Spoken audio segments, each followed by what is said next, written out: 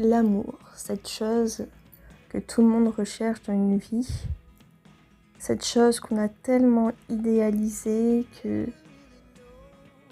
qui est complètement féerique quand tu le vis, et ben j'étais plein dedans.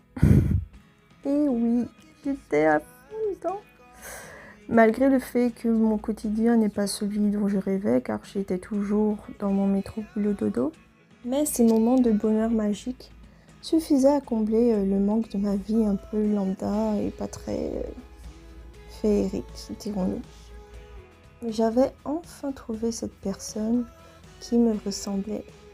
Je me rappelle, quand j'ai rencontré cette personne, je me suis dit, mais c'est lui que j'ai attendu toute ma vie en fait.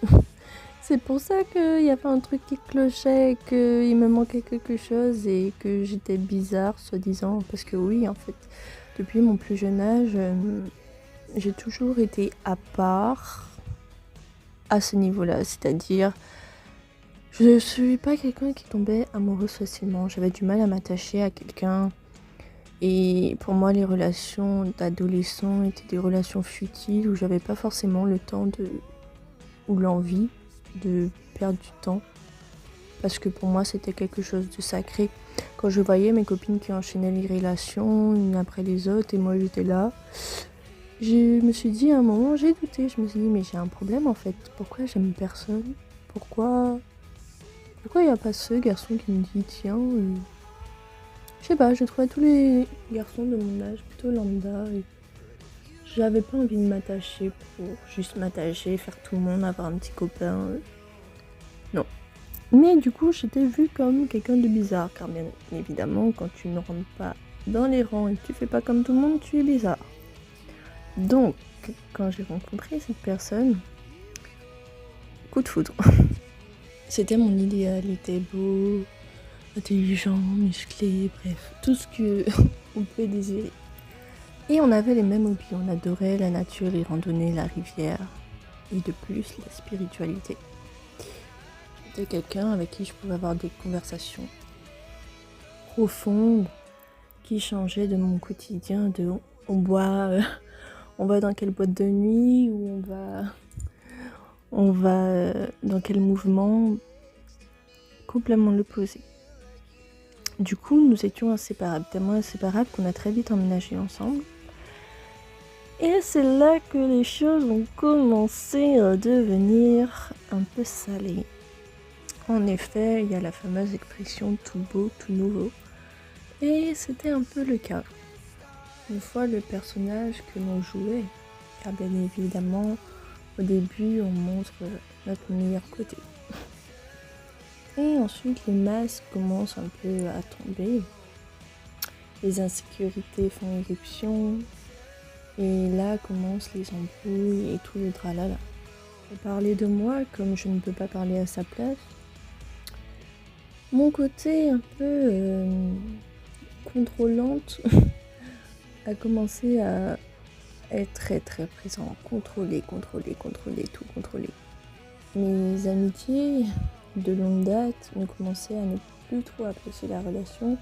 Premièrement parce qu'ils n'avaient jamais été habitués à me voir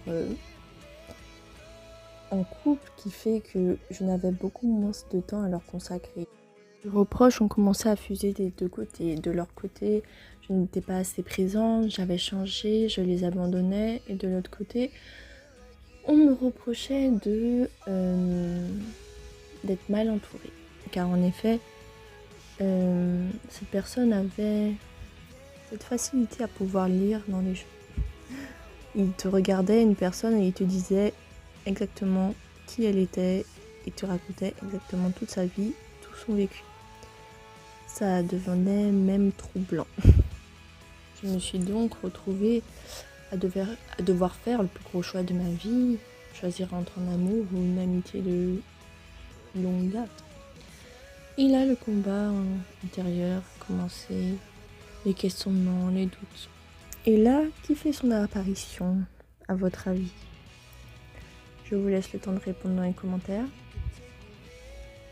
Vous êtes censé savoir normalement. Je le répète tellement souvent.